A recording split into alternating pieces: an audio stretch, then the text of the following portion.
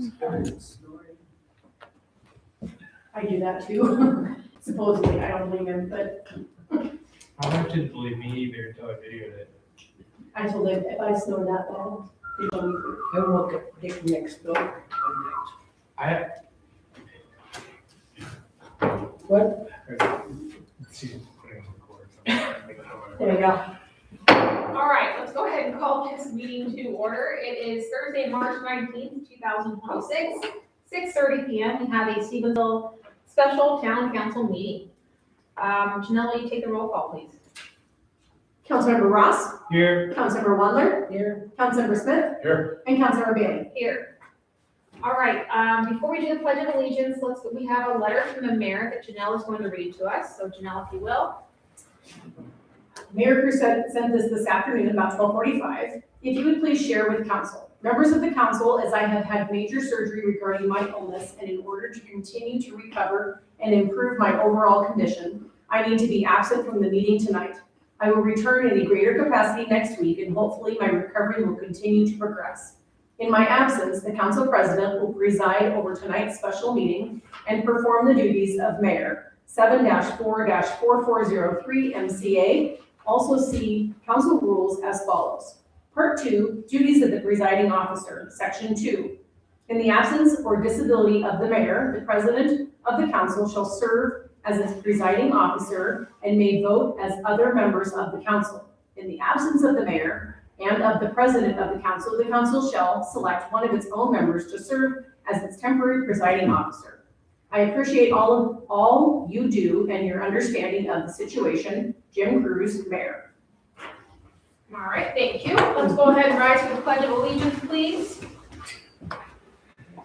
I pledge allegiance to the flag of the United States of America and to the republic for which it stands, one nation, under God, indivisible, with liberty and justice for all. All right, thank you. Let me just get my agenda out here. Item number 3, public comments. This is for public comments from citizens on items that are not on the agenda. Does anyone have anything that they would like to discuss tonight? All right. Seeing none, we'll move on to item 4, which is new business. 4A is discussion decision awarding a bid for pavement rehabilitation at the Stevensville Airport. Brian, if you wanted to kind of give us a. Yeah, so first off, thank you for holding the special meeting tonight so we can try to get this thing approved and back to the FAA before their deadline here at the end of the month. So we really do appreciate everybody's time making this meeting happen. So this is for the asphalt rehabilitation project. We opened the bids last week at the meeting. The parent low bid at the time was Hollow Contracting out of Butte. They are partnering up with J&J Excavating out of Hamilton to do this project. Morrison Merrily dug through their estimate, their bid, verified that everything was in order. They had checked all the boxes, met all the criteria, etc. So they went from the apparent low bid, parent responsible low bid to the actual low bid for the project. And so I am here tonight to present to you their bid and ask that you approve that so that we can start moving forward with executing a contract with them. Of course, the contract will have to come back before council as well to be executed, but this is the first step. So in this project, just maybe I haven't said it before, but this project is 100% funded through the FAA and Montana Department of Aeronautics. So we have no money out of pocket to go and perform this project. So, and it came in under budget, about $30,000 actually in the budget. So it's pretty good. Yeah. All right, before we make a motion, do we have any council comments or questions for Brian? Go ahead.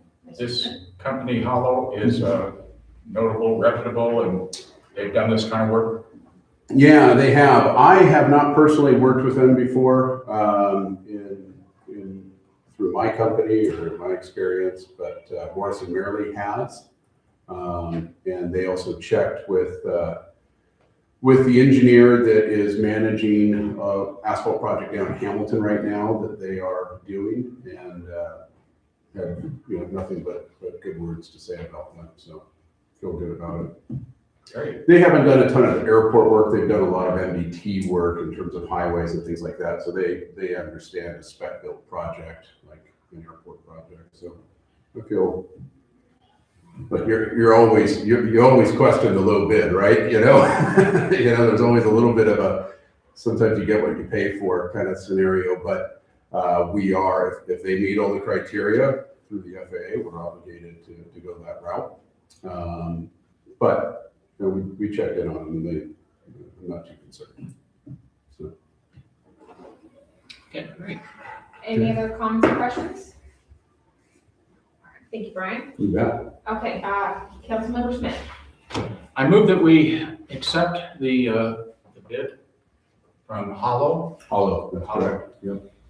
for the pavement and rehabilitation of the Stevensville Airport. All right, we have a motion. Do we have a second? All right, Councilmember Wallner will second that motion. Any other comments or questions? All right, Janelle, will you go ahead and take the vote on that? Councilmember Ross, Aye. Councilmember Wandler, Aye. Councilmember Smith, All right. and Councilmember Bailey. Aye. All right, motion passes 4-0. Thank you. Thank you. Moving. That's it. Irrigation. I'll stick around. Okay, moving right along to item 4B of new business. Discussion decision, resolution number 540B, a resolution adopting a fee schedule and charges for special events in park use by the town of Stevensville. Do we have anyone here to present this tonight? That would have been the mayor. Okay, He has added to Exhibit A. okay. All right, let's go and open this up for council comments and questions.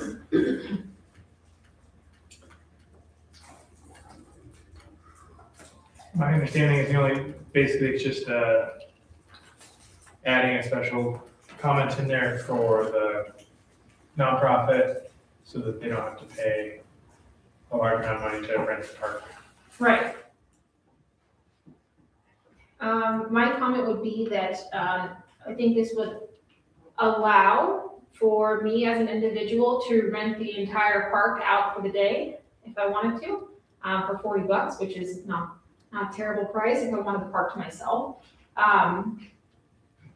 So I mean, that was kind of my only thought about that. I don't know what you guys think as far as, adding in additional language saying, small nonprofit special event permit fee less than 100 attendees for less than 4 hours. Putting a time limit on that for the $40 event. What do you guys think about that, or do you guys think it's fine the way it is? But I thought I would put that out there. Would be my comment. Oh, to put the time on it. That's not a bad idea. The closing the park all day seems to be better. This would not be just for park though. So keep that in mind. It's not just for park. All right, it's for, Anything nonprofit that's under 100 activity, correct. So the reason this came up with the mayor and I speaking about this was a local church nonprofit is doing a fun run this Saturday. Oh. They have their insurance and they're gonna be using city streets. No one's blocking off streets or anything, they're just using the streets. Actually, they will run a rectangle, College, Church, 4th and 6th Street. But it wasn't something that was so long, or did it make sense that $125? Like, no road closures, no powers needed.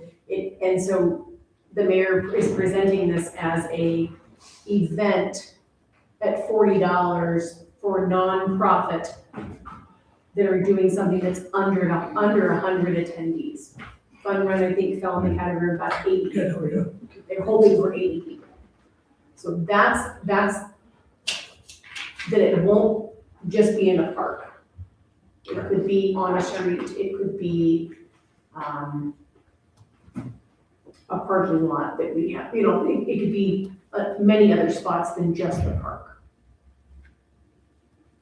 Do we have a lot of events that that are less than 100 attendees, that last for more than 4 or 5 hours at a time, or? Not that it's come into mind. If something was over like that, then they've probably already just rented the pavilion for $40, Yeah, which you could do for the entire day, or an hour, or 3 hours, no time limit on the pavilion rental. gotcha. And I believe it wouldn't allow you to rent the whole park unless you had the nonprofit anyways. Yeah, I mean, I guess, what do we define as non-profit? Because if I'm just renting, I'm not looking to make a profit off renting the park, but, I'm just trying to argue all the points that would be potentially argued. I believe, and Janelle, correct me, that we honor the Montana State nonprofit, like if they have to have Montana. To be a 501c3 to be a nonprofit. Okay, That's fair. And under our definitions in our town code, we also talk about what's considered to be a nonprofit. Churches, civic groups, and there's a few other ones that go underneath that, so. yeah, so then maybe as we consider, updating our application, I know that's still something we have to do, we look at, having that box checked if it's for-profit or not-for-profit, groups, so that we have that Does in this there. include like birthday parties? Someone wants to throw a party down. I believe that would just be a pavilion rental.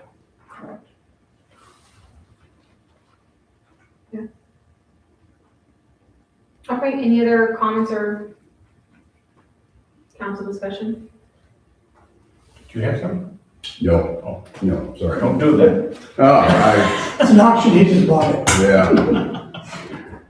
Go ahead, did you have something? Did that include the swimming pool, like summertime? No, I don't think the swimming pool is part of special events, Janelle, you can correct me if I'm wrong, but I don't think we have a rental fee for that, right? You're correct, we have a party rental fee, but that's through that's through the swimming pool's fee schedule. So you can rent the swimming pool for a party. No, I'm thinking about, if someone uses this, will we be closing the swimming pool to kids during swimming time? I guess I'm not following. I don't think that If- you would be using this as, it's up to the mayor to approve. Because all summer we have kids going to the park. Right, And is this going to exclude kids from just going to the park to play? no, not at all, no. Because how he has it worded is $40 for an event. And so that's why I gave the example of the fun run. That's not for profit, under 100 people, that's what the mayor came up with, the 100 people part. And they're using the town streets, but not any resources or closing of those streets, but still wanted to make sure that they could have their event Okay. in the town of Stevensville. If you were gonna be renting the pool, And there you go, And- okay, say they had it in the park, their event, that's not technically closing the park. correct, it is not. So the park is still available to anybody else. It's just, they have, as an organization, having an event there, have to have some sort of fee that it would be for the nonprofit, lowering the price for that. Perfect. There you go, yeah, good question. Any other council comment? Do we have a motion on the table for this? Would anyone like to make a motion? No one made a motion yet. Right. I will make a motion to approve resolution number 540B, a resolution adopting a fee schedule and charges for special events and park use by the town of Stevensville. Second motion? Okay. Councilmember Smith, did you have a comment? Are we adding that language about the 4 hours? No, I think we're just gonna leave it as is. Is that Okay. correct?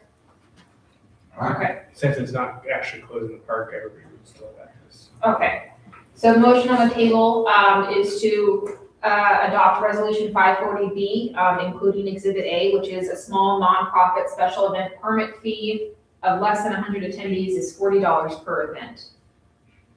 We have a motion and a second on the table. Any further council comment? Any public comment? Janelle, would you take a vote? Councilmember Ross, Aye. Councilmember Wander, Aye. Councilmember Smith, Aye. and Councilmember Bailey. Aye. All right, motion passes 4-0.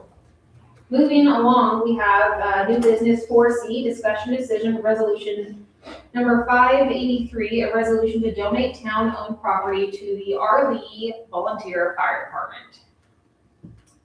Do we have anyone here to present this topic? Sure. All right. So, as you are aware, we were gifted a 105-foot aerial ladder apparatus from Corrales Fire, which we have accepted and we have put it into service. It is now in service.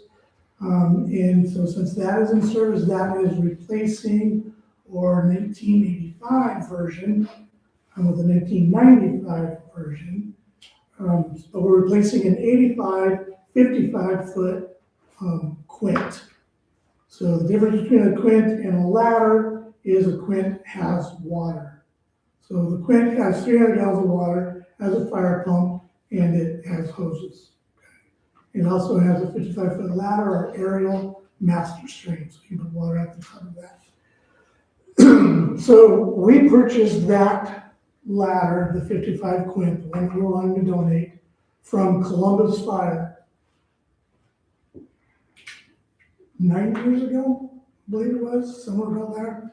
We bought it from Columbus Fire, they were moving it out because they had gotten a new one. So we got it, we put it in the service, we've utilized it up until now. And then Corvallis had this truck that they were taking out of service, that they had bought a new one to replace it. And they called me up and said, hey, would you be interested in having this truck? And we said, yes, we would. It does two things for the town. One, it still gives us a aerial master stream, so we can shoot water from up above. But it does not have a pump on it. So we do not have to certify a fire pump annually, so we save that expense. We save the expense of operating and maintaining a fire pump and all the hoses and all that part of it, because we don't have that anymore in this new aerial. So we're saving some money there, one. Two, it's 10 years newer than what we had. So it's newer and it's a longer ladder, a higher stick. So we can get higher for things like the school cellway, or it's not cellway anymore, it's whatever they call themselves over there. Yeah, Montana Fabrics.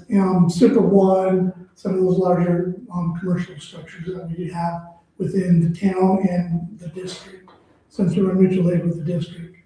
And not only that, but the double benefit to that is Corvallis really didn't lose it by giving it to us, because all they have to do, we request Stevensville to come mutual aid, and we will go mutual aid with that piece of equipment right back to their town, to whatever they've got going on. So really, it's a win for the valley to keep that truck in service within the valley.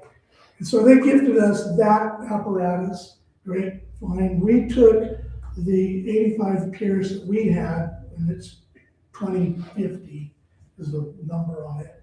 And so since we were gifted one, we were going to gift it to a needing department, okay? So when the disbursement came out of putting out equipment and different things that we were looking to get rid of, we put a salvage price of $8,000 on it. So if Mr. Smith was gonna want that truck to tear it all apart, haul it to the scrap shop, or sell the motor, sell the transmission, piece it all out, we wanted $8,000 in order to do that. $8,000 as a scrap value, probably a little low, but it would take a bunch of work to scrap that thing out. What we really were desiring to do was to pay it forward or pass it on to another department that would have a use for it. So since we got no inquiries and bids on that apparatus, so now it is free, so it's $0. So now we can, by resolution, we can go ahead and donate that or give that to another entity for use. And so when we got no responses on it for $8,000, our lead fire chief, Frank Minato, called me up and says, hey, I hear you got an apparatus you're looking to get rid of. And I said, yeah, Frank, we do. It's a 55 Quint. It's an 85. I gave him the particulars on it. And if that would work for you guys, we would love to give it to you. And so there's a process we have to go through to make that happen, and that's what we're doing tonight. So that's kind of where we're at. After we get this passed through tonight, then we'll make arrangements. They'll come, they'll get it, we'll go through it with them, and they will take it, and they will put some money into it to bring it up to speed and make it 100% operational for them. And then they'll have a ladder and aerial that they can use in their district to protect, like casinos, 2 of them now, their school and some of those other buildings that they have in our league. And so they run all the way from the top of Evero, all the way out through Valley, is their fire district. And so they run all that area. And they've got a couple of pretty good sized operations out there. We've used it on a barn fire, Middle Burnfort, and that worked really well for us. So it's a viable piece of equipment. If you were gonna buy a brand new one of those things today, you'd be looking at right around $800,000 to $900,000, and it would take you about 4 years to get it. So by passing these things along, that's how us, other small fire departments without big pockets can actually do those types of things and have that type of equipment for their communities. So that was really our wish, was to be able to do exactly what we have in front of you tonight and pass that on to another small department that would have a need for it and could put it to use. And I hate to see it. It's a viable apparatus. It needs some work, probably $3,000 or $4,000 worth of work to make it 100%. So by us bringing down what we got from Corvallis, we saved that. We didn't have that expense. Otherwise, we'd be asking for that type of repair bill on that truck. So we don't have that going on. We don't have the pump tests and those things going forward. So we're saving some money that way. And then we were very fortunate, and we got the grant from the Rat Family to do whatever we needed to do to put it in the service, do whatever we needed to do there. So we were very fortunate that way to do that. So we were blessed with it. So now we're sending it down, or wanting to send it down to our league and see if it can work for those folks as well. So originally it came from Billings. Billings bought 2 of them when they passed them off. And fire apparatus, NFPA says you have 15 years of life, of service life. Then you have to take it off of your first due frontline apparatus attack. Okay, we don't have anything that's new. We just don't. We just got 4 at one. So when Billings was taking it and putting it into reserve, so the first 15 years is the frontline apparatus. Then you can hold it for another 5 years as reserve. And after that, NFPA wants you to get rid of it, take it out of service. And so when Billings Fire took it out of service, Columbus Fire bought it, got it, and then they took it out of service, and we got it. Now we've taken it out of service, and now our lead is going to get it. So it's being passed around the state. So that's what we're about tonight. That's what we'd like to get accomplished. So any other questions? There's a little bit of large diameter hose on it that we no longer use. We don't use large diameter hose anymore. The hose that is on it was bought in 1988 after the Yellowstone fires. It's well served its life. You serious? Is that old? It is that old. Really? And we have a bunch of rolls of it that are that old. We've taken out of service that we just need to haul to Pacific and Missouri. Who wants to buy them? Get it on. It's so close to money. It's 5-inch hose. The 5-inch hose will hold a gallon of water for every foot. And they're 100 feet long sections. And the majority of them have all these little pinholes in them because they were stored folded over each other for so long. And the weight of it in the back of the apparatus, they've got all these pinholes in it.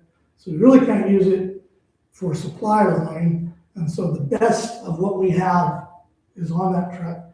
We're going to go with it to our lead. We replaced it with 2 3-inch lines. So 2 3-inch lines will flow the same amount of water as 1 5-inch line. So since we're running way more rural with our neighboring partners in the district, they all run 3-inch supply line. So we went to 3-inch supply line so we could plug into their systems rather than go, well, no, we got 5-inch, we can't supply you guys any water, we can't work within your system. So that's what we did. We did that a few years ago, and we need to switch to 3-inch. So we run 2 3s for 1 5. We're running double 3s on everything now. And we have enough double 3 line to meet our needs, so we're good there. But that's a little bit off the topic. But Councilmember Warner, did you have a question? Yes, I have a question. They will come and pick it up themselves. It's no cost to us to deliver it. no cost to us. I mean, I'll drive to Missoula and meet them halfway. I don't have a problem doing that, but yeah. I'm just thinking of gas prices and diesel fuel. Councilmember Smith, did you have a question? Just personal thing, the Corvallis unit, is that the newest thing we have? Do we have anything newer? We have, the ambulance that we have is a 2000, Nah, I mean. 12? I'm firefighting, and then our grass rig that we have in 2011, that's also 2012. Oh, all right. Yeah, and the 2012 grass rig is the only thing that the town bought brand new. Yeah. And we got that off of the grant. So we're into it for $6,000. It cost us $113,000 when we had it built. But because it was a grant, we only had to pay $6,000. Thank you. So yeah, your apparatus that we have within the town, both of our engines, we had 2 for $24,000. And when they were built new from Missoula, they were $149,000 in '95. And we have both of them for $12,000 a piece, so. And, And so now you're saying they're close to $1 million apiece? oh, yeah, Yeah, really? easily. That engine in there, our first new pumper, if you had to replace it, it needs to be insured for replacement value at about $600,000 to $700,000. And you're 4 years away of getting one. So, yeah, it's a huge thing across the country, apparatus replacement. Big deal. And so that's why we keep shopping surplus, things that people are moving out of that we can pick up for pennies on the dollar. And we put it into service, we run it. I mean, fire engine, right? You keep the maintenance up on it, they run quite a while. If you went by miles or hours that are on the apparatus, it's way low. Mhm. Way low, but it's just over time and national NFPA protection standards dictate. And then when something goes on, they go, well, you didn't follow the NFPA guidelines and you didn't, okay. But we gotta be able to get what we need to provide service and take care of our community the best that we can and with what dollars we have. And we've been very fortunate in what we've got going, so, yeah. That's great. We shot the Department of Defense on it all. All right, any other council comments? No? No, it's going to make a motion. Okay, I was just making sure we don't have any more council comments. Good, go ahead.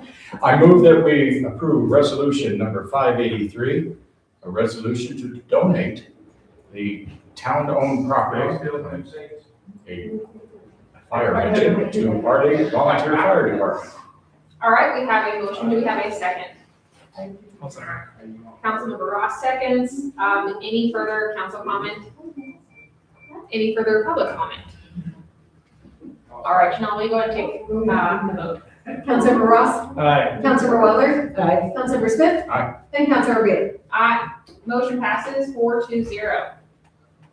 That is everything we have on our agenda, so I would need a motion to adjourn, please. Councilmember Ross. I'll motion to adjourn. Do we have a second? Second. Councilmember Walner, thank you. We are adjourned. Aye. Thanks. Thank you. Wally, Good job. we just ordered a new Type 6 engine, 2 seconds. and it's 3 to 4 years out. Really? They're that expensive, and then you gotta wait.